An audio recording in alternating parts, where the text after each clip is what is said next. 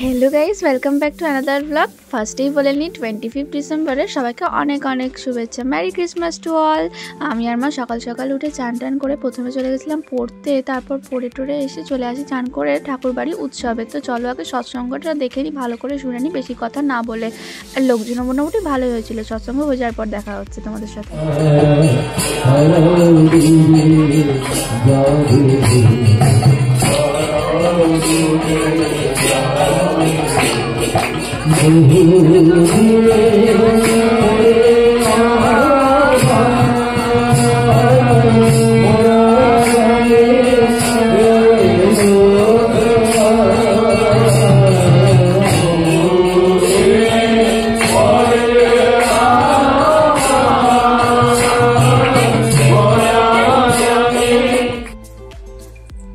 যুগে যুগে যে যুগ পুরুষোত্তমরা আসছেন, যুগবতারা আসছেন,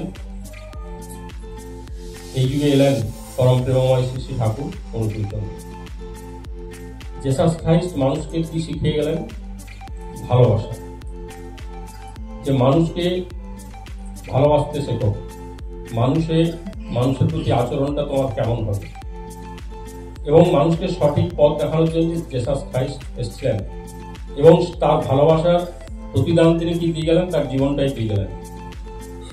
তবু তিনি বলছেন, তাকে যখন ক্রুশবিদ্ধ করা হচ্ছে তিনি বলছেন যে এরা জানে না এরা কি করছে, ঈশ্বর তুমি এদের ক্ষমা করো। তাকে ক্রুশবিদ্ধ করে মেরে দিচ্ছে, একটা লোককে মারছে, তখন সেই কথা বলতে পারে যে যারা মারছে খুনিদেরকে বলছে তুমি এদের ক্ষমা করো। তাহলে কেমন লোক সে?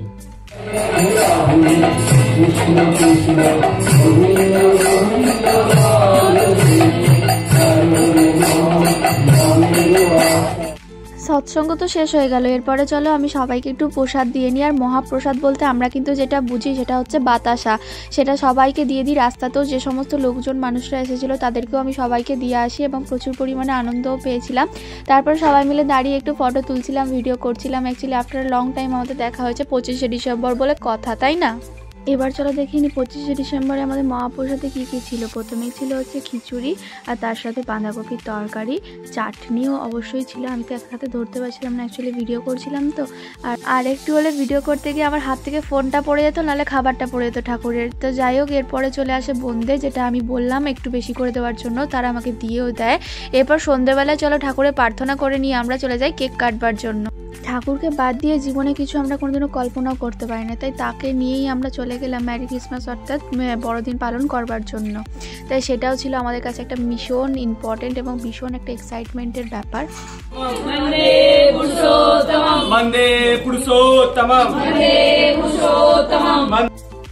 কেক নিয়ে চলে আসে আমাদের সবার সামনে, কিন্তু এই বাচ্চাটাকে দেখছো কেক নিয়ে ইন্টারেস্টেড না, চকো নিয়ে ইন্টারেস্টেড, চকলেট খাবে করছে। অ্যাকচুয়ালি ওরাই তো ভগবান রূপী নারায়ণ বলো, ওদেরকেই ওই জন্য আমরা প্রথমে কেকটা দিয়ে দিই। এইসব কমপ্লিট হতে না হতেই আমাদের প্ল্যান হয়ে যায় যে আমরা আরেকটা পিকনিক করবো রাত্রেবেলায় ওইখানেতেই। তাই জন্য আমি ভাইরা সবাই মিলে চলে যাই বাজার করতে। আর দেখো বাজার থেকে সমস্ত কিছু জিনিসপত্র নিয়ে চলে আসি। অ্যাকচুয়ালি আমাদের ওখানে হচ্ছে ফ্রাইড রাইস এবং চিল্লি পানির, যেটার জন্য যে সমস্ত জিনিস দরকার সবার কাছ থেকে অল্প বিস্তর চাঁদা তুলি, এবং সেটা টাকা দিয়ে আমরা নিয়ে চলে আসি সমস্ত সবজি, চাল, পানির, সমস্ত কিছু। আর এদের আর কাজ কি, সমস্ত ভাইরা বসে চেস খেলতে শুরু করে দিয়েছে, সমস্ত খেলাধুলা কমপ্লিট করছে। এদিকে চলছে রান্না, আন্টি মা সবাই মিলে রান্না করছে, আমি দেখছিলাম দাঁড়িয়ে দাঁড়িয়ে। আর কিছু কিছু হেল্প লাগলে আমিও সেগুলো করে দিয়েছি অনেক কিছু। আর এই যে আন্টিকে দেখতে পাচ্ছি, আন্টিকে বললাম তুমি একটু ডান্স করো, বাট ডান্সের ভিডিওটা দিতে পারলাম না, গানটা কপিরাইট চলে আসবে বলে, প্লিজ একটু সবাই অ্যাডজাস্ট করে নিও তোমরা। সবটা মিলিয়ে ঠাকুরকে নিয়ে কেন্দ্র করে যেন একটা অদ্ভুত অনুভূতির সাথে কেটে গেল। সকাল থেকে রাত অবধি কীভাবে পেরিয়ে গেল ওইখানে থেকেই আমরা কেউ কিছু বুঝতেই পারলাম না।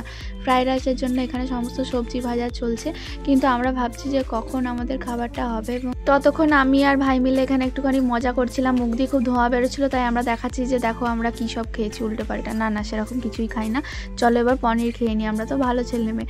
এবার পনিরটা নিয়ে চলে এসেছি যখন ভাজা হচ্ছিলো টুক করে। আর আরেকটা কেক ছিল যেটা আমি তোমাদের তখন দেখাইনি, আমরা দুটো কেক এনেছিলাম। হাই, হ্যালো, আমরা এখন খাবার খাবো। আই অলসো, ইয়ে একটা কেক তো সন্ধ্যাবেলা খেয়েছি, আর একটা কেক রাত্রেবেলা সবার সাথে খাওয়া বলে রেখে দিয়েছিলাম। তখন মানুষজনের ভিড় অত্যন্ত থাকায় খেতেই পাইনি। আর এই কেকটাও বললে বিশ্বাস করবো না, সেরকমভাবে খেতেও পেলাম না। তো ছাড়ো, কী আর করবো, সবাই খেলেই কিন্তু আমাদেরও আনন্দ। আমি সবাইকে কেটে কেটে কেক দিয়েছি। আজকে ফ্রাইড রাইসটা কিন্তু হয়েছিল দারুণ খেতে। আর চিল্লি পনিরটা তো কোনো কথাই হবে না। তোমরা কি জানো, এই পনিরটা আমরা সস ছাড়াই বানিয়ে দিয়েছিলাম, এত সুন্দর। অ্যাকচুয়ালি আন্টির রান্না সত্যিই খুব সুন্দর, সস ছাড়া শুধু টমেটো পিউরি দিয়ে বানিয়ে দিয়েছে। তো এইভাবেই খাওয়া দাওয়া করে অত্যন্ত আনন্দের সঙ্গে মজা করতে করতে ভাই বোনেদের সঙ্গে, দাদাদের সঙ্গে, আন্টিদের সঙ্গে একটা খুব ইম্পর্টেন্ট দিন কিন্তু আমরা বছরের পার করে ফেলি। আর লাস্টে ছিল হচ্ছে ছানার পায়েস, যেটাও কিনা খেতে খুব টেস্টি হয়েছিল। আর গুড়ের রসগোল্লা তো কোনো কথাই হবে না। তো আজকের ভিডিও ছিল এটুকুই। Bye bye, subscribe my channel.